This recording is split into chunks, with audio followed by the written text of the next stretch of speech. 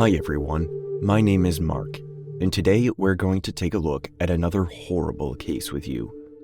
On the 17th of April 2017, Russell Sion, a caretaker who lived along a logging road in Alsea, Oregon, was taking a walk. He spotted what looked like a person in the forest. Initially, he thought it was a prank some silly youth had staged. He reached down and touched the hand of the body to confirm. It was a person, a dead one. He hurried to a convenience store nearby to alert the police. The body Russell had found turned out to be Anna Repkina, a native of Moscow, over 5,000 miles away from home, decorated with candy wrappers, cigarette cartons, fast food bags, and KFC receipts. The 27-year-old was sporting a single gunshot wound to the back of the head.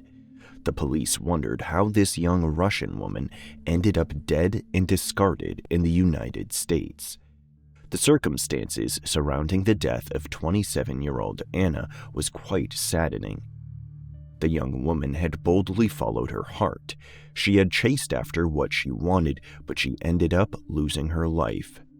Anna Alexeyevna Repkina was a simple woman from Chelyabinsk, Russia. She came from a good family. Anna was a smart and hard-working woman.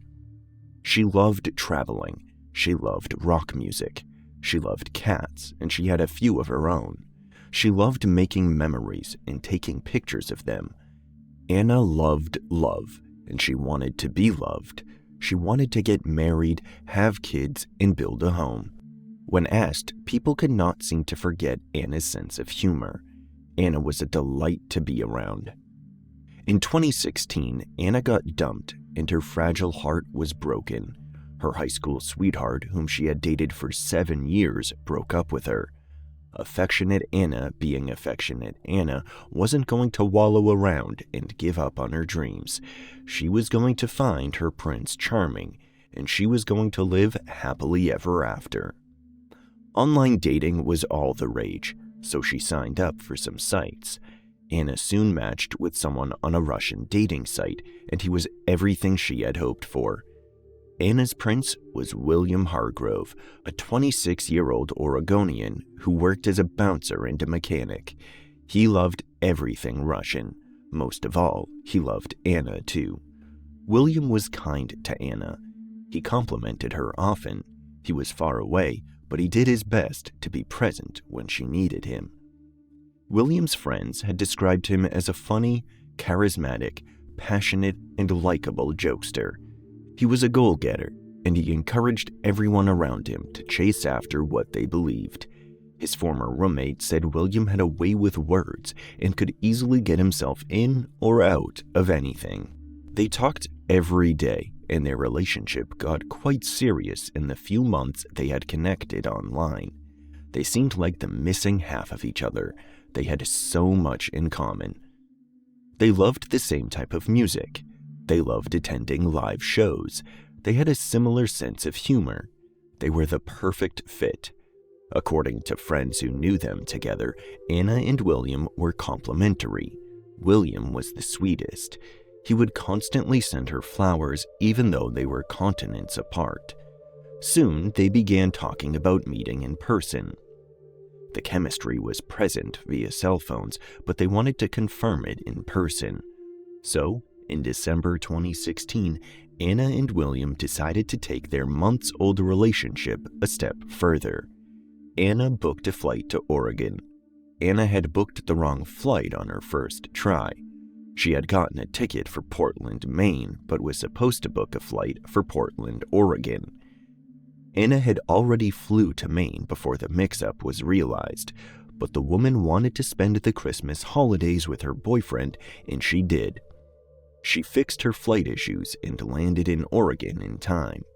William had picked her up at the airport. Anna and William spent 10 days together. He took her sightseeing. They went to the seaside, played in the snow, and cuddled by the fire. He also introduced her to his friends, screamed Happy New Year together, and kissed when the clock hit 12. They were locked in. It was the best Christmas a girl could have. At the end of Anna's 10-day visit, William proposed with his grandmother's emerald ring, and Anna said yes. Anna Repkina and William Hargrove were engaged. William had swiped right on Anna. He had her visit him in another country for 10 days. He introduced her to his friends. He swept her off her feet. He proposed. He was engaged. Another thing William did was two-time Anna. Turns out William had been seeing his landlady, 33-year-old Michelle Chavez.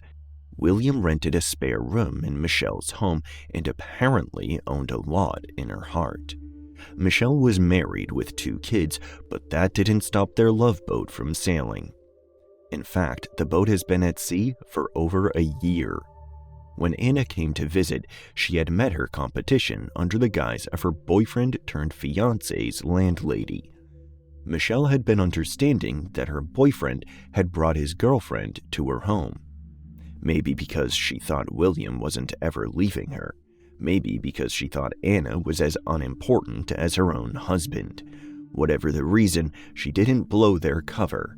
It wasn't very clear to the prosecution and the public what Michelle's husband's stand was with all of this, until she found out about the engagement ring.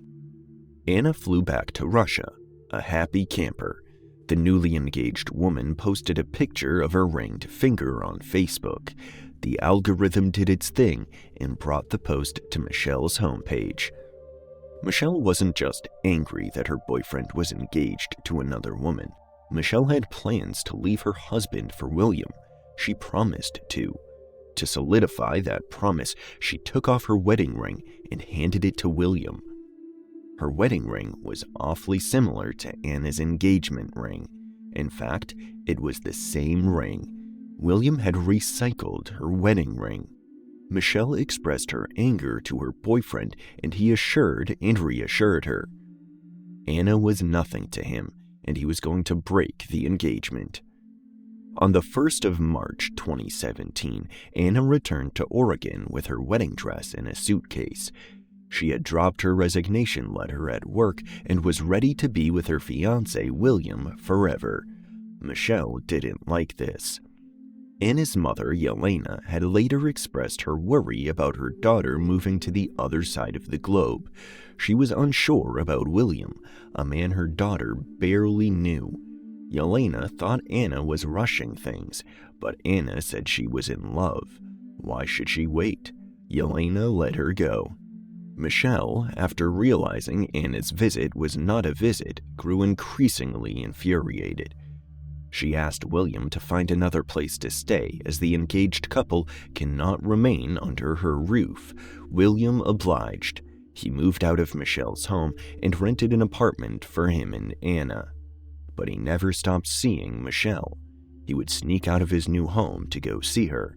He kept reassuring her of his commitment to her and Anna's nothingness.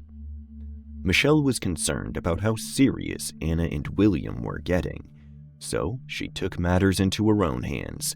Michelle contacted Anna via Facebook one day and told her everything that had been going on. Anna reported everything Michelle had told her to William. William dismissed it as Michelle being a jealous ex. She believed him. The couple were going to live their life ignoring Michelle's jealousy. To start with, they booked the 23rd of March as their wedding date. They were going to get married by the sea. Anna put on the wedding dress she had brought with her from Russia, and off they went to their beach wedding. The officiant never showed up. After waiting for what seemed like an eternity, they went back home. They planned on trying to get married again sometime in April. There's surveillance footage of them getting food at a McDonald's drive-thru on that date. Anna was seated on the passenger side in her wedding dress. The officiant was ill. Well, he wasn't, but that was the story William fed to Anna, and she believed him. William kept insisting that Anna was unimportant. He wasn't in love with Anna. He had made it clear to her that he wasn't, but she just wouldn't budge. Michelle was getting tired of it. So, on the 15th of April, Michelle put her foot down. William had to make a choice. It was her or Anna. He couldn't eat his cake and have it anymore. Michelle also insisted that if Anna wasn't gone by Thursday the 20th, she was going to build a snowman.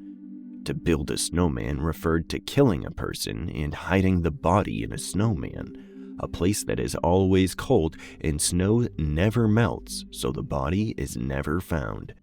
After Michelle made herself clear to William, she suddenly couldn't reach him anymore. She assumed that he made his choice, Anna. She left him voicemails trying to communicate her feelings. The next day, Sunday the 16th of April, William called Michelle to let her know he was a free man. He and Anna had ended it. It was a messy breakup, but she was currently on her way back to Russia. William had hit a deer with his car and was struck at the Alsea Mercantile, so he asked Michelle to come meet him at the store. This was on Easter Sunday, and Michelle was at a family gathering, but they had to celebrate, so Michelle left her family's house and drove to him. They celebrated their sturdy relationship by having sex in William's car. On the 17th of April, Anna was found in the forest. At the beginning of the investigation of Anna's death, investigators didn't even know who she was. There was no means of identification around her, and she had only been in the state for a little over a month. There was no murder weapon, only scraps of trash. However, in the array of rubbish was a clear plastic bag. The bag contained a KFC receipt, an empty Pepsi cup, and a KFC chicken paper bag. The biggest clue to solving the case was the KFC receipt. The receipt found on the scene had a date, time, and debit card number. The debit card was linked to Kevin Thomas. Investigators tracked down Kevin Thomas, and it turned out Kevin was William's best friend.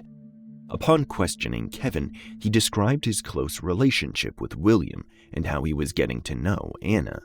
Kevin revealed a friendship tradition between him and William where they went to KFC for lunch every Friday. That receipt was from a purchase about a week before his questioning. The garbage we found was, I think, something you bought last week from KFC. Okay. Do you know about that?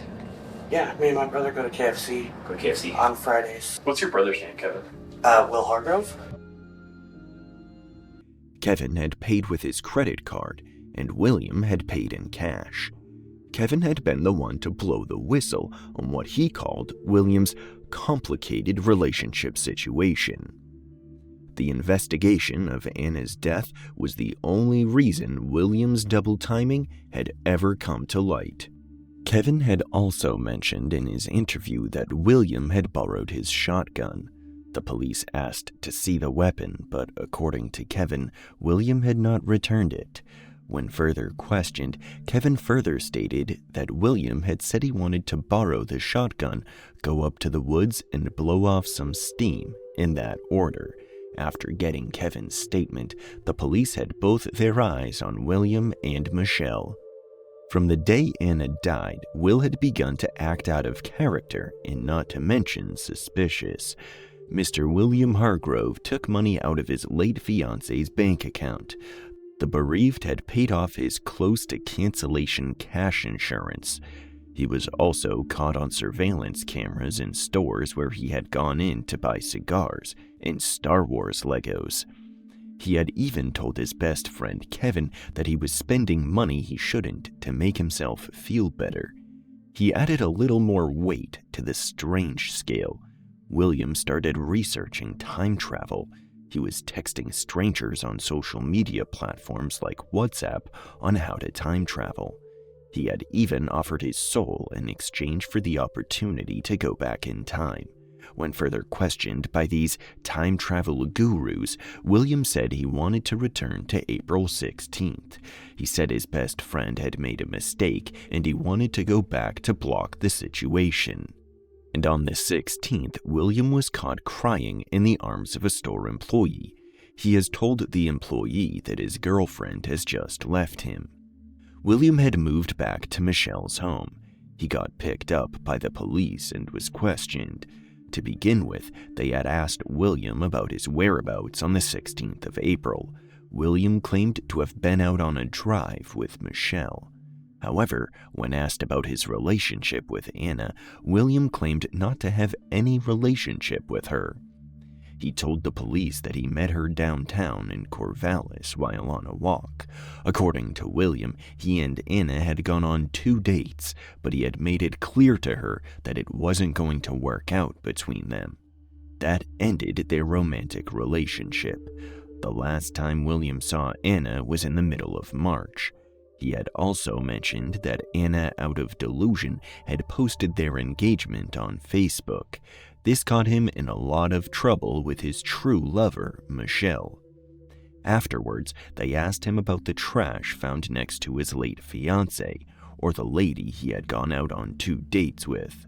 William admitted to tossing trash out of his car window, but he claimed to have disposed of his KFC trash in a trash can in the Alsea General Store.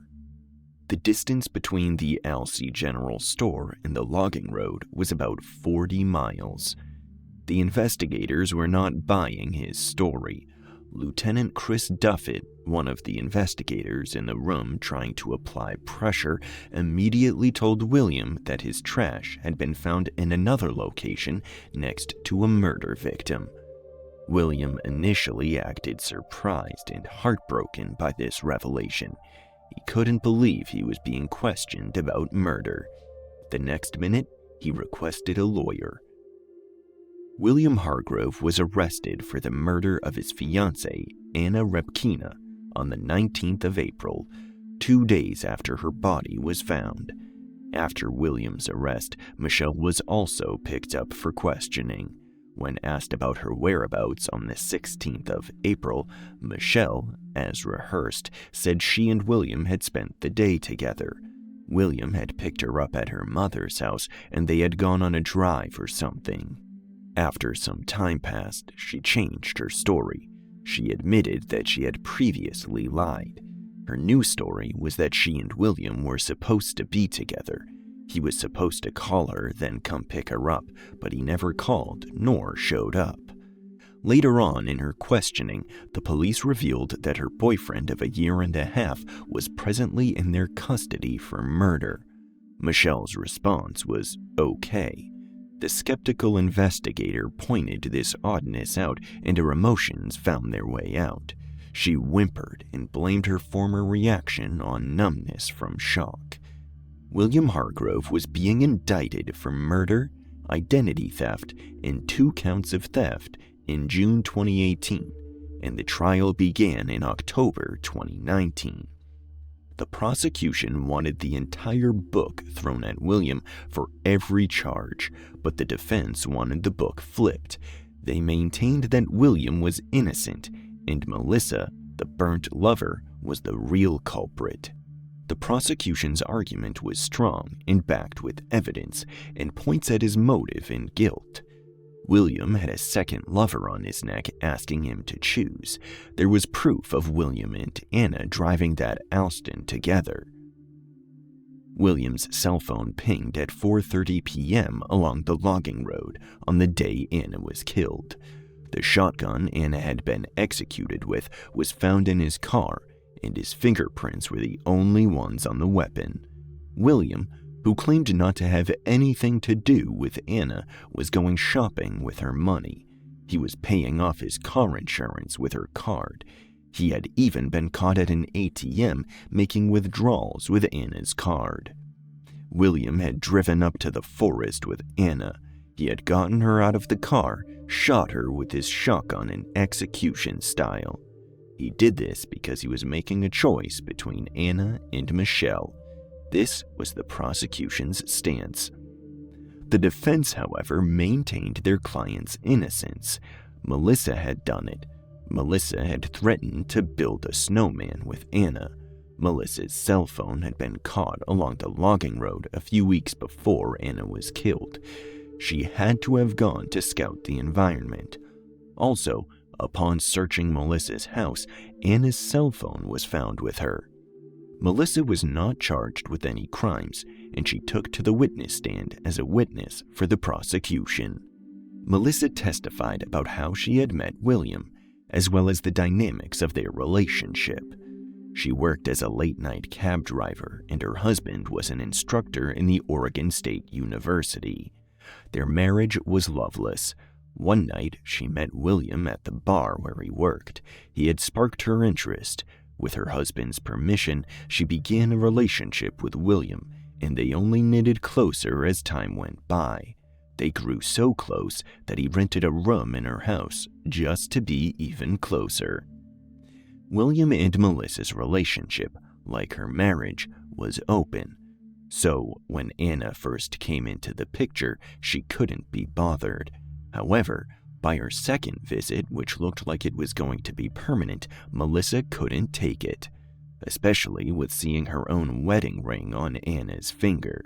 She had indeed given him an ultimatum, but she had no hand in William hurting Anna. She said she never meant for Anna to get hurt, or worse, lose her life. Melissa went on to clear herself of the defense's allegations. The building a snowman threat was a joke. It may have been a bit extreme, but it was a family joke. Her cell phone was rightly caught in the forest, but William had driven her there. She had no idea why he did so or what he was planning. Lastly, William had given her Anna's cell phone the day before he was called in for questioning. He was her man, so naturally she held on to it for him. Melissa's testimony went on for 14 hours. Besides Melissa, about 70 other people testified. This included Anna's mother, William's best friend and roommate, some members of Melissa's family, and so on. Melissa truly did face a lot of scrutiny with the case, especially in her hometown in Oregon. She was picked on and torn apart by the natives. At a point, she had even attempted suicide, but it was unsuccessful. The prosecutor did commend Melissa's effort to try to do the right thing. The prosecutor called Melissa's act tough, super tough. After about a month of showing up in court, the judge asked the jury for a verdict. The deliberation took less than 3 hours. Regardless of the defense's efforts, Anna's death couldn't be pinned on Michelle. Nothing tied her to the scene, unlike William. There was no forensic evidence of her at the scene or on the weapon. Michelle had truly been celebrating Easter at her mother's house, and there were several witnesses to corroborate her story.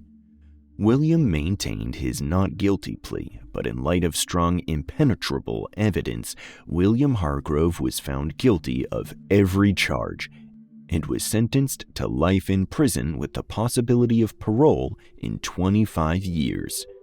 His attorney, however, made it clear that they would be filing for an appeal. The jurors of Anna's case were reported to have formed a strong and unique bond in the little time of the case trial. After the trial, the ladies and gentlemen of the jury erected a cross on the logging trail where Anna was killed and found, in memory of her. Anna would be remembered as a young, brave woman who left her home in Russia with the hopes of building one in the United States. Anna loved, and she put herself out there to be loved. She was loved alive, and she is loved after. The prosecutor in charge of her case, Amy Matsuko, said,